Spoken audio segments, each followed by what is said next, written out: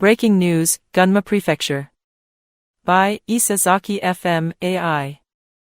Following the Joshin Dentetsu accident, Tomioka City inspects Class 4 railroad crossings.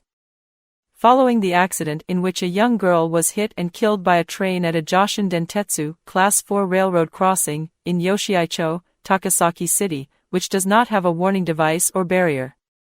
Tomioka City, which is along the line, began safety inspections of similar crossings in the city on the 9th. Since many of the city's Class 4 railroad crossings connect to city roads, Tomioka City will check the safety of crossings on both the 9th and 10th.